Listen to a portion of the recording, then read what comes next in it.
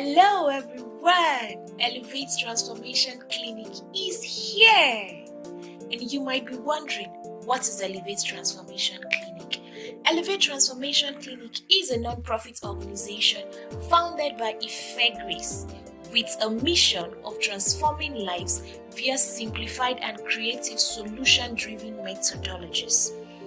It will interest you to know that in every man lies potentials to change the world. However, a potential can remain untapped without the right mindset and training.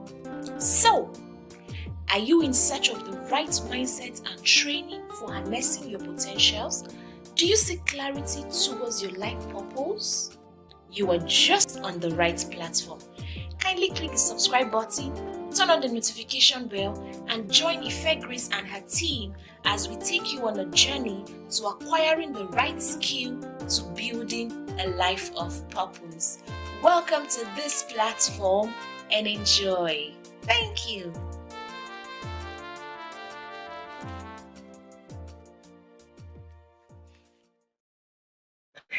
Good evening. Okay, here we are. This is our third transformation call. If you remember, I don't know how many of you were here. We had one in March last year, and we talked about I am good enough. And then we had one in November. Remember, we talked about clarity, and we're having another one in mind mastery. So let me know if you were here at the first transformation call we had, you joined us at the first transformation call, or if you joined the second one. I would like to know in the chat. You can put it down in the chat for me. If you followed any of our transformation call program, you can put it in the chat.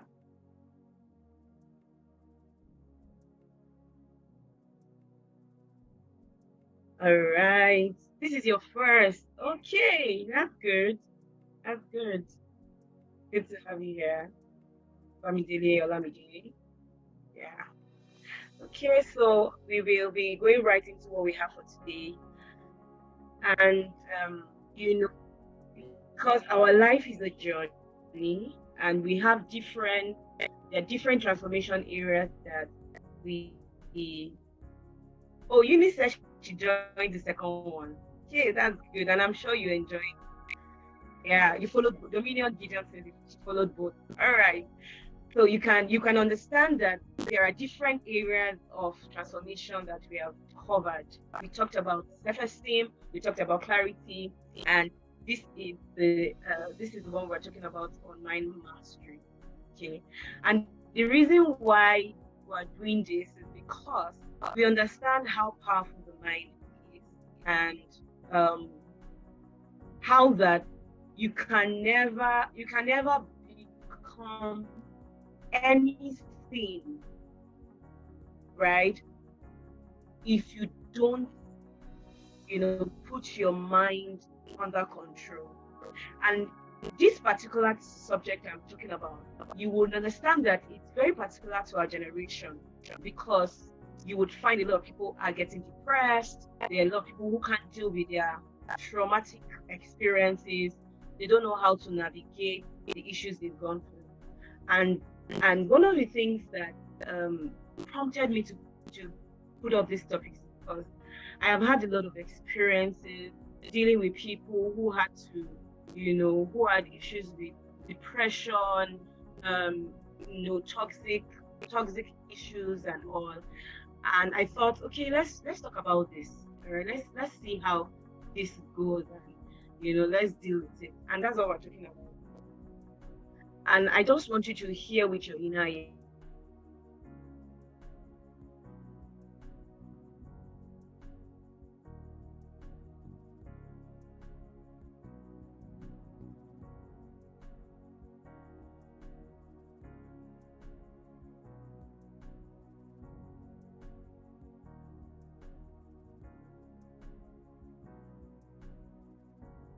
To find healing. And when I say healing, it doesn't even mean that you have to experience traumatic issues for you to for you to be talking about healing, taking a journey in healing and all of that. All of us, sincerely, we have different journeys, different aspects of transformation. Last year, I remember that was in August. I still had to go through a particular healing journey. I didn't know that I would go through that journey. And I remember when that came as a highlight. I had to ask myself, Ife Grace, how can I be dealing with something like this? Because there are things that are scary that you don't even know they are scary until it has to open up before you. And while this is a personal development program, I will say that my source, my source is God. I can't talk about transformation without talking about God, without talking about Jesus. I can't talk about that. So if I'm speaking to in that area as we go on this journey, please understand that this is what forms the fulcrum of the things that I do. Recently, I took a course in mindfulness, and I was surprised that about 2 or 3 modules in that course spoke to how Buddhism, their principles in Buddhism that you can pick from to learn how to transform yourself. And I had to ask myself, okay, so nobody is even being careful about this thing. So tonight I'm going to talk about some of the things that you would do in terms of the Christian faith. I'm going to be relating a lot of transformation to the Christian faith. And I just wanted to put that out first. All right. So we're here. But thank God we're back. We're back here. So I won't take your time. I know time has gone. I'll just go right into what we have. Yeah, I'm glad you can hear me. And by God's grace, this is how we run until we're done with it. Okay, so I was explaining how that I met a particular lady. Oh, beautiful, beautiful, beautiful. I was explaining how that I met a particular lady when she was about 16 years. And from what our conversation, and I have a permission to share this story. She had been raped countless times. I mean, when she met me, she was a mess. Totally a mess. And it's been about 5-6 years now, and I have seen so much growth. In fact, recently I was speaking with her, was it 2 days, or about a week or 2 ago, and she was actually even encouraging me. I mean, this is somebody who, I remember she looked at me and said that she knew that if we had not gone on that journey together, she would have died. I mean, she would have killed herself. There were times where I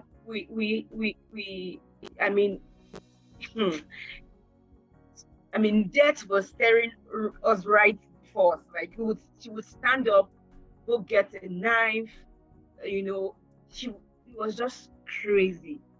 And she's a testimony for me that this mind, we can actually control it.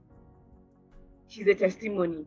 And in fact, as I even speak to you, I have someone who also is going through stuff like that. And I mean, it's been traumatic for so many years. But one of the things I want to point out from the experiences I'm sharing, is the fact that these people took personal responsibility for their journey. It's so important because you would have to fight. For you to be able to take control of the mind, you will have to fight. So mind mastery actually has to do, first of all, with your responsibility. And the reason why we are really particular about this is that, we cry for clarity of purpose. We cry for, okay, I want to know what God wants me to do and all of that. But do you know that there are times that you really will not know what to do if you've not cleared out something, if you've not been healed of something. So you can cry for clarity for a long time, but if you've not dealt with certain things, we're going to this network really means something. All right, so please, can you hear me again?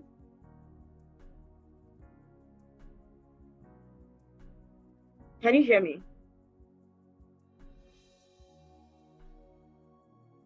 Okay, good. All right. So I was I was saying that, when it comes to getting a mastery of the mind, you should be ready for a fight, right? And there are things that you would have to do. For instance, let me give you a good example. There's something we call repressed feelings. This is where you block yourself from experiencing certain feelings. So I let me give a good example, with myself.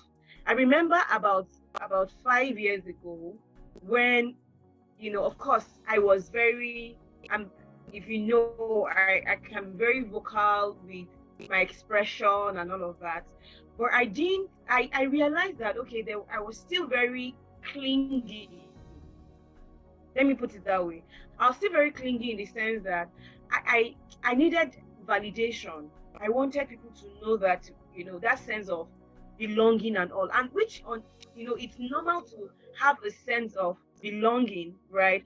But when you're becoming clingy, somebody does something, you're already furious, you're already looking at yourself, oh, it's because I'm like this, I'm not good, that's why she's not even eye contact. Somebody, for instance, is tired, but because she does not respond to me the way I want her to respond to me, and the next thing I'm already feeling like, it's because maybe I'm not really good enough, and all of those things.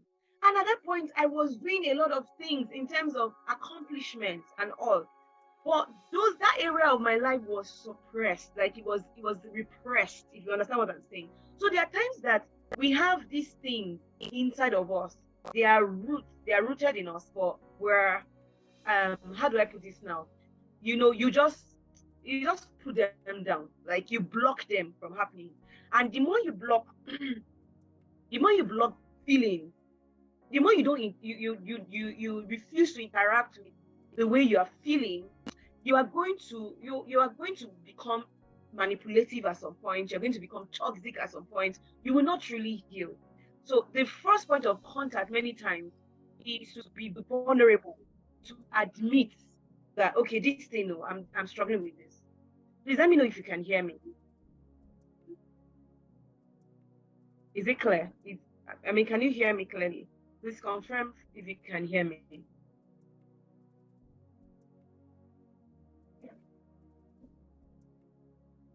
Oh, you can hear me. Okay, all right. Um, I'm also thinking if we can get the Zoom link, I don't know, on the YouTube, so that we can, because I don't think it's clear there. I'm not sure. I can't get any feedback from the YouTube, but someone can confirm for me if it's clear on the YouTube. Okay. Otherwise, we can just do a Zoom. We can just, yeah. So, because please confirm if it's clear, even on YouTube, right? All right. So, speaking to repressed feeling, and this is one of the things that happens when you have repressed feeling is there are certain kind of reactions that you pull out. Let me give you an example. So, someone says, like, you go for a competition, for instance, and you are not picked, and immediately that feeling of I am deeper, it's a reaction to a feeling of worthlessness. But if you don't realize that, if you don't connect the dots, you find that you keep having that same. So every competition you go for, or every event you attend, and you don't have things your way, you're back into that space, that circle of, maybe it's because, like, I mean, I'm not good. That's why. And before long, you find yourself not responding. You find yourself not responding in to that particular.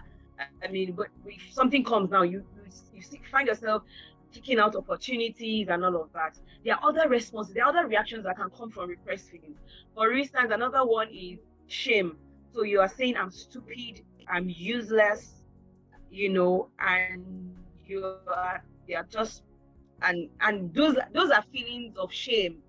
But if you do not connect, and I'm going to show us how you can actually connect your words, your thoughts to roots of repressed feelings, where you can connect both of them together. Now you get what I'm saying? As somebody confirmed if it's they can hear me on YouTube, please. Can you hear me? Can you hear me? Please, can I to the chat? I want to know if you're here with me. Okay. Can hear. All right. Yeah, so that's that. So there are different responses. Now I want to read a quote to you, and I want you to listen to it. Anyone can tell a wounded person to get over it, but that is not the answer that Christ brings. He reaches into the deepest places of our hearts and does a deep work of healing that allows us to forgive and even pray that those who wrong us will not have to experience God's first wrongs. Did you get that quote? Anyone can, you can see somebody who is wounded and then you say, get over it. Many times when, one of the things I've learned to say to somebody who has gone through traumatic experiences and the person is sharing a story with me is not to say, I can relate. Because the truth is that we can't relate many times. But we just say, I can relate. And it's not true. So many times it's not that easy to just say, we get over this thing. Like, get over it. Get up. It's easy to say these things. Get up, move, and all of that, until you are in the position of that person. Do you know that there are people that their body, in fact, one of the persons I had this interaction with, she told me that she cannot feel anything. She does not feel sad. She does not feel happy. She's numb. So I didn't even know how to help the person. Like, how do you know, it's different when the person tells you, I'm sad. I'm not happy about something. But she doesn't even feel. She doesn't feel at all. So she's here saying, I don't know. She can even be laughing now. I mean, she's just in that sense. But one of the things I now learned, especially in dealing with people where a person cannot feel, where your body feels numb, is the person has to learn how to feel. So there are people who have to learn it. Sometimes you will have to sit with people who do, they feel joyful, and then you start to imitate. At times you will have to get to that point to imitate, how do you feel joyful, and then you start to imitate, and gradually your feelings will come back. But what am I saying, essence? I'm saying that repressed feelings will not help you. It won't help at all. You would have to, face those things. There are things you will have to, layers upon layers that you need to pull out. And how do we even start this journey? Like I said before, you cannot deal with everything. When it comes to healing, you can't deal with everything at once.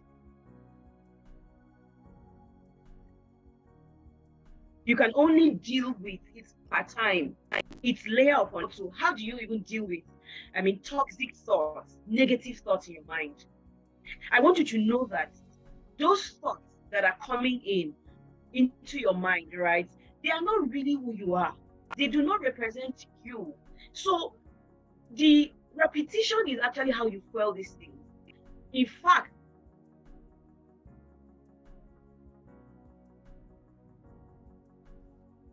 so the thing is, like what I read to you from that quote, that there are wounds and there are different levels of wounds. Okay, there are different levels of wounds that you would have to, identify with. And the only way to do that is, first of all, is from the spirit, the place of the spirit. It's from the place of the spirit, because there are times that you don't even know what is wrong. I have had to deal with things that I didn't know personally that I had issues with them. Can you hear me? Please confirm. There were times that there are things that I could not trace, that I didn't believe that I had issues with that particular, area. And that's why there are some books you must interact in your life with in your lifetime. And this is not even speaking to just the fact that, okay, I didn't have, I didn't have a traumatic experience, or I did not have, I had great parenting, and, parents and all of that. Whatever, there are some books. Example, what's the name of this book? A Search for Significance, 40 Days So Fast. Those are books you interact with because you might not know the level of rot that has happened to you. There are people who will tell you that, no, I don't. And that's because they don't even see it. They don't see it. So there's something God is doing with us, especially in this year. It's that place where He's causing us to open up. So there is a place of opening, and you will start to observe. Let me give you an example. How three things you can use to pull out, to know how to heal, to know the areas that need healing. Number one, knowledge, the right knowledge. When you interact with scriptures, when you interact with the word, it opens you up, right? Then the second thing is affirmations. I can give you a good example. I wrote down affirmations for some persons on healing. They didn't exactly know what area they need healing on. So, but there was this just in the affirmations, you have words like open me up to the areas that I need to heal from. Help me to see the things that I need to work, upon in my life, the areas of transformation. So those were the prayers. They were just praying, declaring, just making declarations like that. And you won't believe she came back to me later to say that she just discovered that there was something wrong with her, the way she relates with people. So when she's with somebody, after a while, she just discovered that she loses interest and she withdraws. And she's wondering, is there something to it? Do you know that's the starting point? That's the starting point. So when you start to when you believe, first of all, that there are transformation areas that I need to step into, that is how you start to see. You start to observe. That's where light comes from. Where you start to see, okay, I think this is something I need to pay attention to. And so rather than putting those feelings and just saying, no, nothing, there's nothing, take note of those things and pull them out. So I will quickly look at three things that we should start to notice about the way our mind works. Please confirm again if you can hear me. Can you confirm, please, to me? Let me know if you can hear me.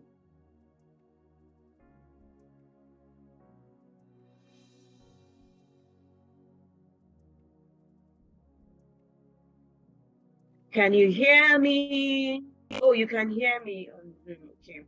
All right. So you get what I'm saying? So I'm saying that I'm talking about the three things you need to start to work on. And three things you need to start to work on. And one of it is patterns. How does your mind work? How does your mind work? And the first thing you need to start to know is that our mind works with patterns. Please follow me. I know that the network has been, off and on, but we would get through somewhere somehow. We get through. Okay, so there's a way our mind works, and one of the ways it works is by patterns. Patterns is very, when there are patterns in your life about things that are happening around the same way over and over and over. And it's the reason I advise that you can send a note. Let me do a Google form. Just run a Google form with your friends. Send it to your friend and ask them, what do you think about me? What do you think? What have you noticed? You've been my friend for a while. What have you noticed about me? Right? You can send that to them. And honest feedback, and ask for honest feedback. Let them know that, see, I'm working on myself, and I just want honest feedback, please. And so when they send it to you, you're able to see. Sometimes you're able to see patterns that they're saying almost the same thing. Do you understand? And patterns, even in the definition of patterns, it's defined as regular arrangement. Something that happens again and again. Any regularly repeated arrangement, that is defined. So when you have patterns, it's built, that it is built by repetition. There is no pattern that is not built by repetition. Usually it's built by repetition. You do the same thing. You act the same way. Do you understand? And many times they are influenced by three things. number one, belief system. Belief system. So what you believe actually is what your mind will receive. So because the mind, especially your subconscious mind, it doesn't know how to act on its own. It doesn't know how to act on its own. It's what you give, what you feed your mind. That's what it takes. So if you feed your mind like with negative thoughts, with things that are not healthy, that's what it will produce. It does not have its own decision making process. It's what you give to it. That's what it takes. And so belief system actually, that's one of the powerful ways that our mind works. That's why two people can, let me give you a good example. I was speaking to a friend about some things some discussion, that I encountered with two people that are very important to me. Very, very important. And one of them, emphasized how, as a woman, when you're married, you should learn how to use firewood. I'm just giving an example. Use firewood to cook. Learn as a woman. That's part of what you should learn. Learn how to feed, a lot of people, learn how to be in the kitchen, and all of those things. And here, another person is saying, see, I don't even cook. I don't have that time to do that. I don't. So I have a chef who does that for me. Are you seeing two mindsets? So our mind works with patterns, with belief system. What do you believe? What do you believe? There are people who, they can't. I know of someone who can't even look at herself. She doesn't want to see an image of herself, and that's because she believes that no, I can't. I mean, there's nothing about me. There's nothing. I mean, how can I be looking at myself? How? Well, like, what's there to me? Like, I don't like my physical structure. I don't like how I look and all. So I'm saying all of this to explain that the mind is elastic, and it depends on how you are the person who will be able to train yourself to know how this mind can actually work for you.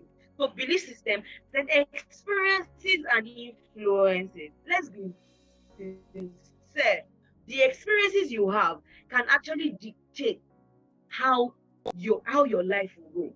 But do you know that you can decide that your experiences will not form how do I put it now? Your experiences will not be the reason why you are acting in certain way. That the fact that you had negative experiences does not mean you have to act that way. Can you get what I'm saying? So how do you do that? How do you even solve that? And this is what I'm about to say is so powerful.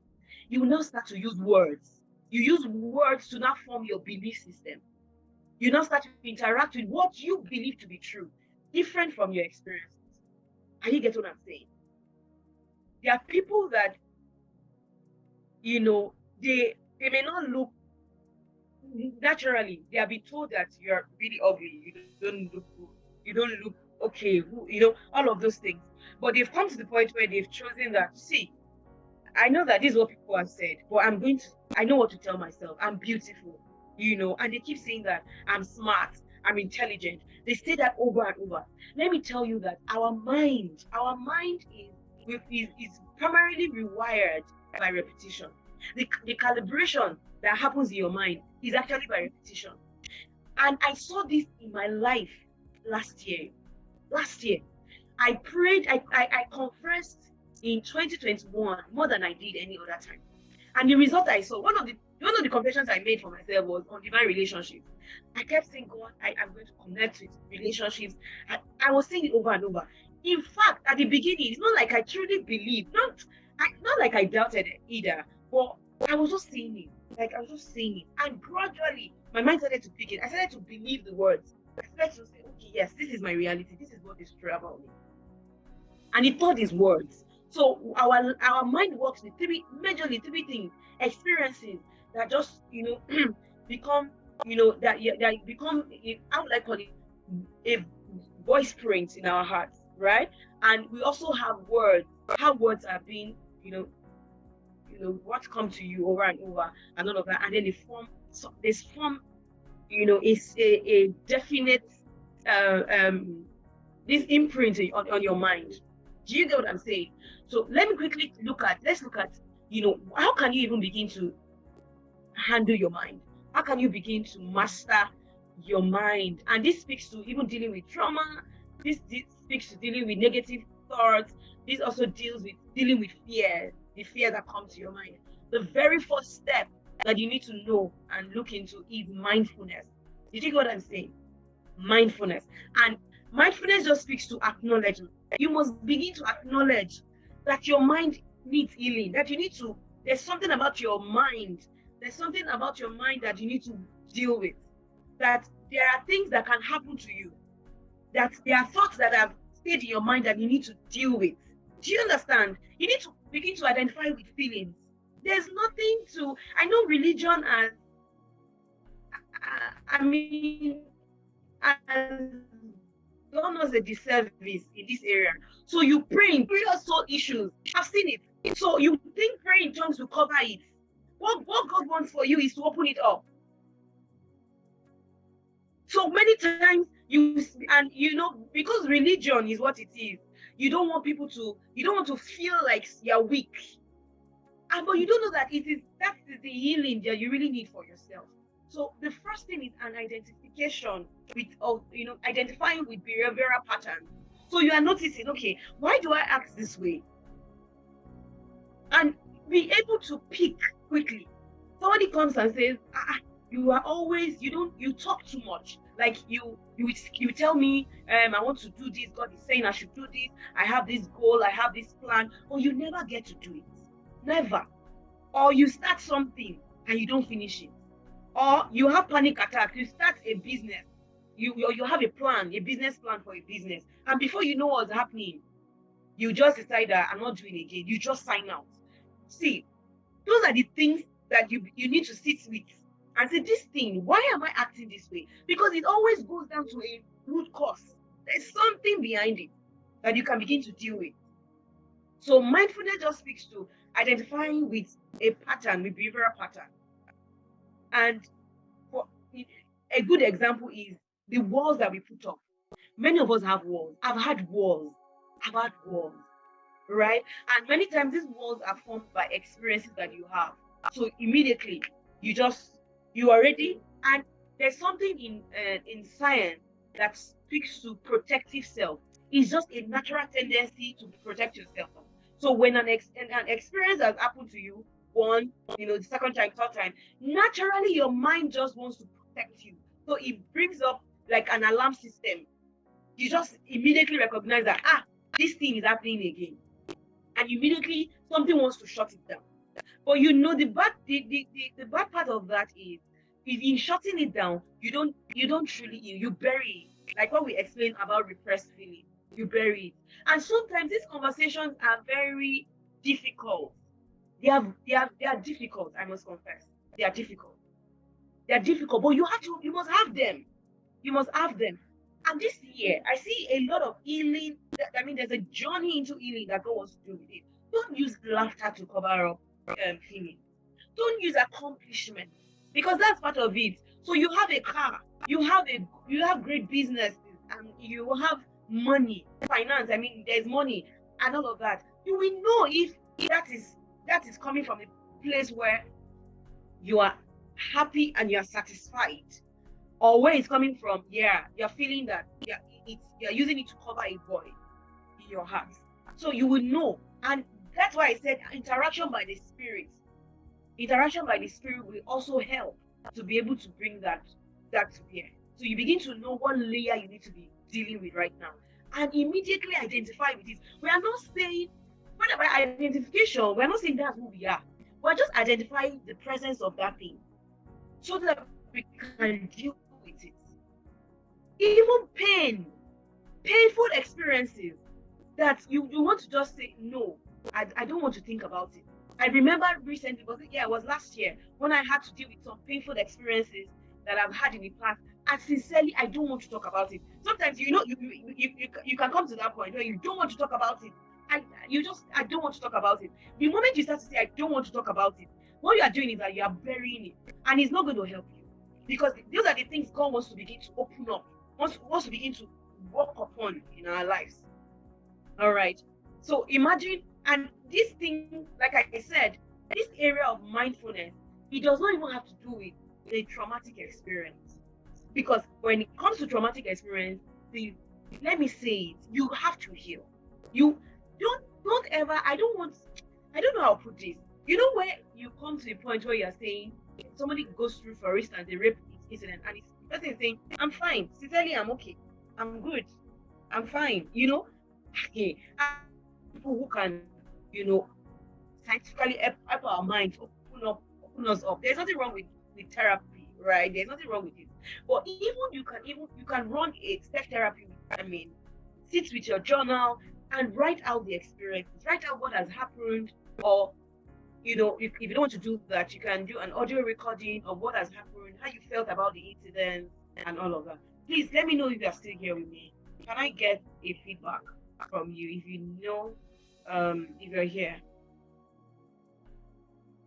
Let me know if you're here, if you're here, if you're here, if you're here. Please just give me a feedback. YouTube and Zoom, if you're here with me. Can you hear me clearly?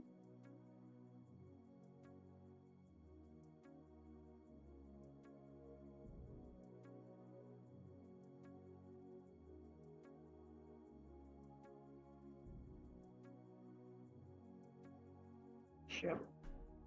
Okay. All right. So I would also, and then another thing I want you to know, please, if you're here, let me know you're here. I'll be glad if you can just give me feedback so that I can know we're on this together. And another thing I want you to know about this recalibration of the mind is that is for you to see that it's an ongoing journey, it's a process, and there are layers upon layers that will be removed, that will be dealt with. Do you understand? So you have to be patient with yourself. That's another thing. Be patient with your journey, patient with, and I want to speak to if you've had any traumatic experience before, I want you to know that it's not magic.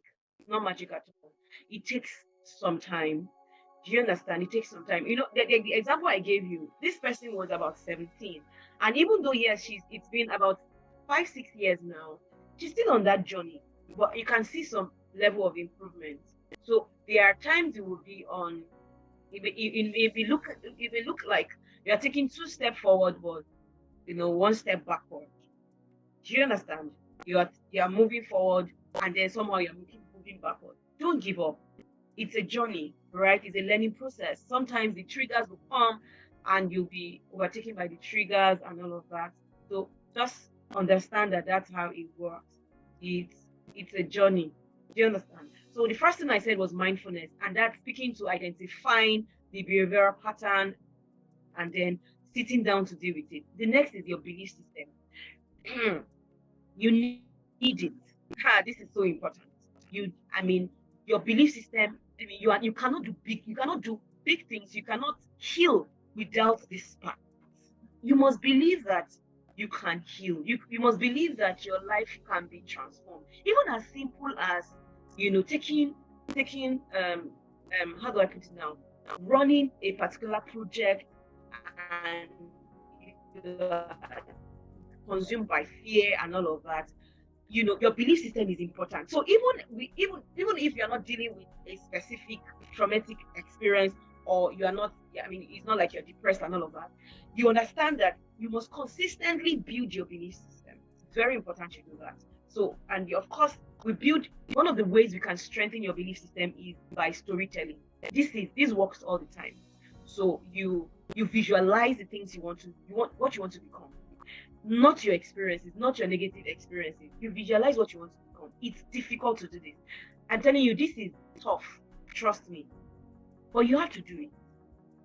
And sometimes you may not even know how do I believe? How do I step into this realm? Yeah, I want to believe, but I don't even know what to believe. That's where knowledge comes in. So you begin to interact with knowledge, and you begin to see healing stories, read healing stories, listen to stories of healing, right? And those things like that help to strengthen you. It strengthens you a whole lot.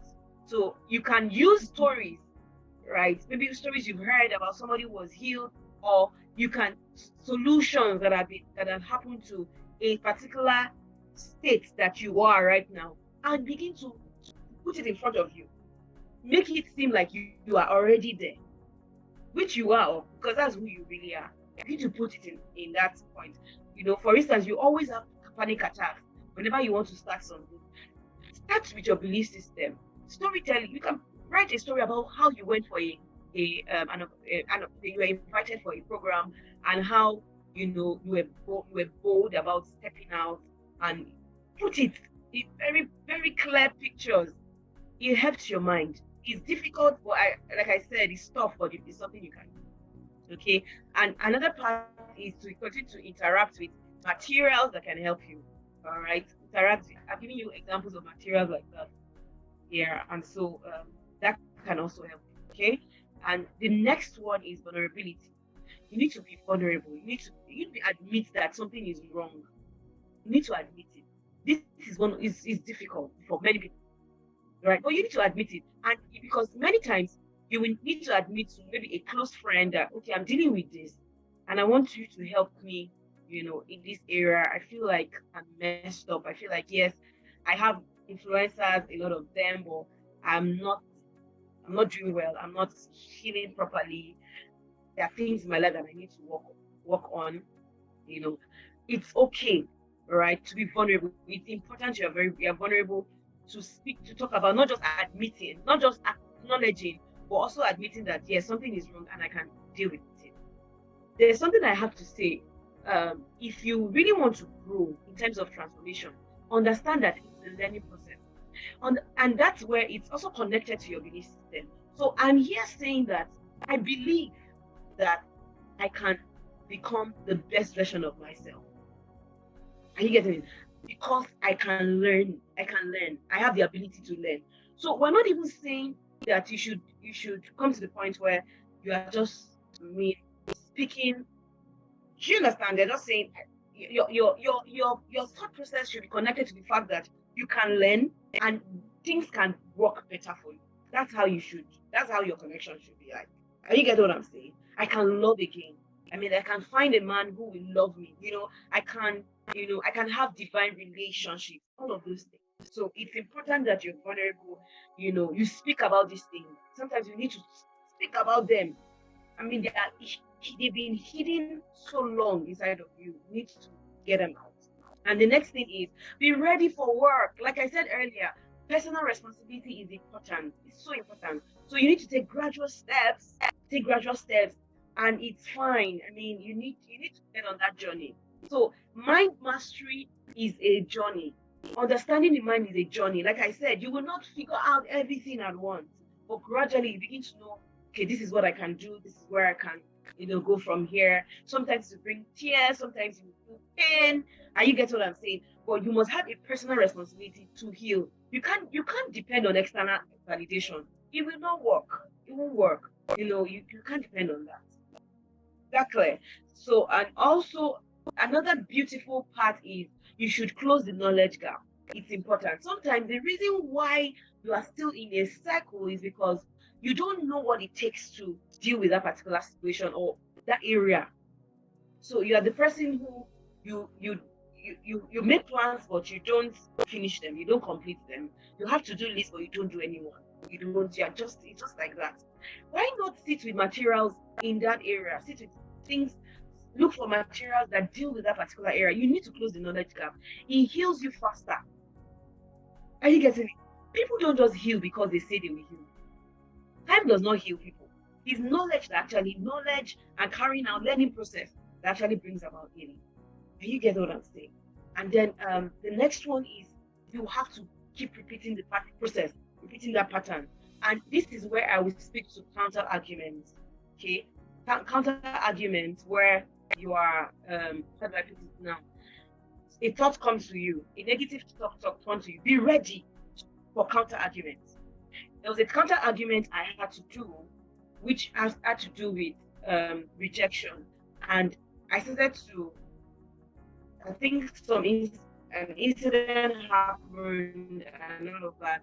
And so that's the thought of rejection was just coming after me and all of that. So, but I built this counter argument where I started to write about things that traits in me that I know that are powerful. I wrote that down. I wrote them down and I said them to myself again and again. Because you see, the patterns that are negative patterns, like I said, are built by repetition. The same with positive patterns, positive things. I mean, thoughts and all of that. It has to be a continuous work. So you have to do it again, over and over. I remember that after I thought that I had I had healed, I had settled from that particular issue and all of that. After a while, it came back again. It came back again. I had to sit down with it again, and I repeated the process. Repeated the process. Okay, so these are things that you need to know, that you understand that you are going through the same process again. If it means you're repeating it 10 times, please go over it, because the mind needs to. It's built by repetition, like I said, built by repetition, and then have a robust soul vocabulary. Do you get what I'm saying? Have a robust soul vocabulary where in your mind you know exactly what. How do I put it now? I mean, you are ready for whatever attack is coming. So they don't find you just there like that. You have words already stored. And some of these words is better stored when you are saying it again and again. Whether or not the thoughts are coming, negative thoughts are coming, you say them again and again. All right. As the negative thoughts come, you get back again. You get into the vocabulary, those words again, and then you remind yourself again and again. All right. And then, of course, accountability is important. And finally, celebrate your small wins. And this is so important because gratitude is a way that you actually step into deeper level of transformation. So you measure where you are and what you have done and how you can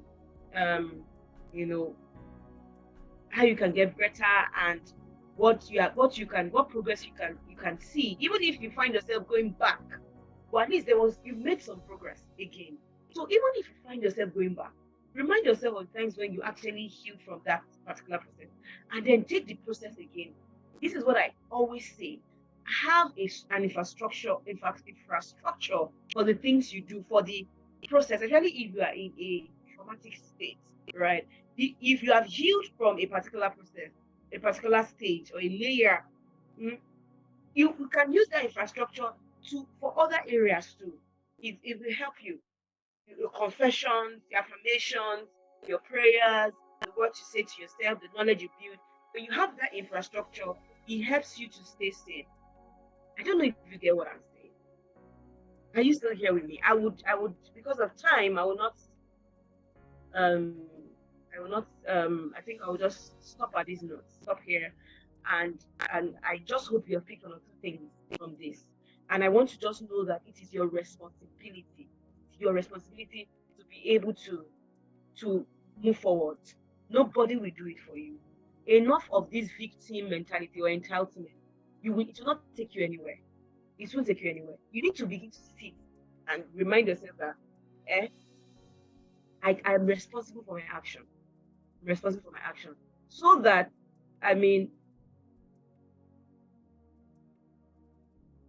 you can move forward.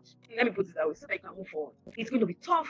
Dealing with toxic thoughts, you have to seek confessions, a lot of affirmations over and over, knowledge. Are you getting it? And if you are going to come with me on the 7-week class that I have, I'm going to also speak a lot to that. So I'm going to speak a lot to that. Please, can you hear me? I hope you have been following me so far, because I'm not really getting feedback like that, but I trust that you're here with me. You can hear me clearly. So to just do a recap of things I said: mindfulness, start to identify. So right now, the first step you should start to even do right now is to pray. Start to pray about what can I start to do? Like, Lord, just open me up to the areas that I need to start to work on my life, the areas of healing, things I need to do. And then as you pray that, become observant. And as you observe, immediately pick it. That's what I do. Immediately I'll pick it. Why did I act this way? Questions. Why did I started to ask myself questions. Why did I act this way? Why am I? No. Why? I will write it down. I will always write it down. I'll pick that area. Why did I react this way? Why am I acting? No. What's this? Where is this coming from? And then as I pick it, I start to pray more. I start to brood over it again. I identify that yes, this thing is sick, especially when it's reoccurring. The same thing is happening over and over. So those are things that you need to begin to observe. You need to begin to observe. All right. Thank you so much. Please let me know. Can you hear me? Is anybody still on this call? Okay. All right. Thank you so much.